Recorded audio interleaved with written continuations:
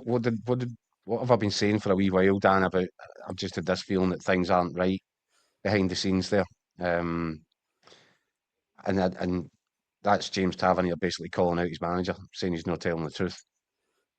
And I don't know if it can get much worse than that.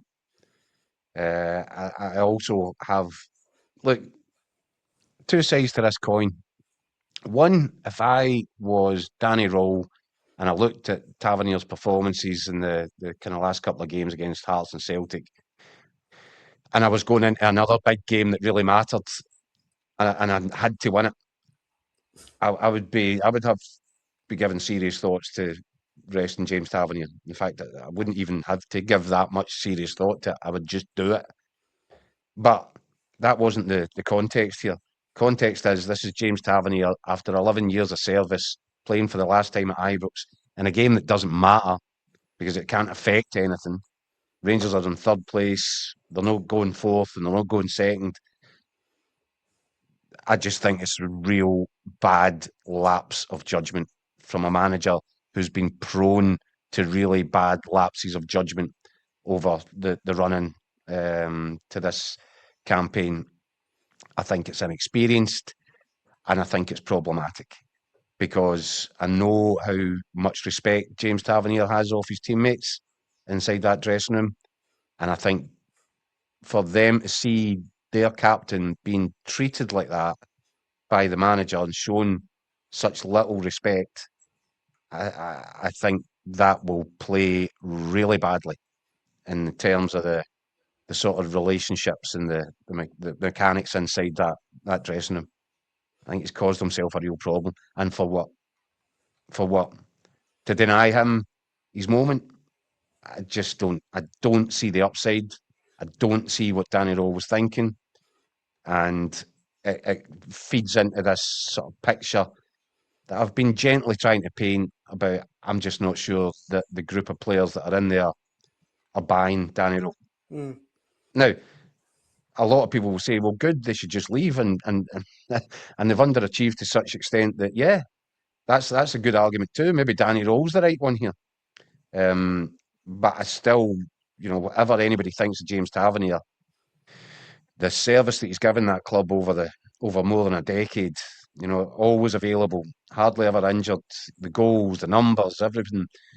He's been the front man throughout some really difficult years for the football club and some very, very ordinary, and that's been kind, Rangers teams. He's been the guy that's had to carry the can. I think he deserved, on any sort of human basis, he deserved that opportunity to walk out with his kid as a mascot for his last ever game as Rangers captain. And I think that's been handled quite horribly. And I think that behind the scenes at Rangers, shortly before kick-off last night, I think there was all sorts of chaos going on when people realised what was actually happening, and James Tavernier wasn't in the stadium, wasn't going to turn out for his presentation. And I think there was all sorts of stuff had to go on to try and dampen down a situation. Now, the reason that I say that is you're the manager. This is your dressing room. It's sacred. It's a sacred territory. Mm-hmm. Nobody else should get involved. Nobody else needs to know what's going on inside that dressing room. See, when something like that happens, because you're the manager and your inexperience has led to a situation which then leaks out and goes upstairs and everybody starts to learn about it. That, again, I'm sorry, points to a real lack of experience. It points to a young manager who's trying his best, but I think it's just out his depth. And the worst part of it is I could maybe understand it or excuse it if Danny Rohl was going into that Hibs game with knowing that there was something on it. Aye. There was nothing on it.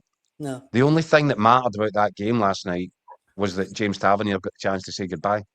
Because everybody else, the whole world was watching what was going on at Fir Park and what was going on at Tynecastle. That was purely, the Hibs fans are there, obviously, that matters to them because they're chasing Europe, and the Rangers fans are there.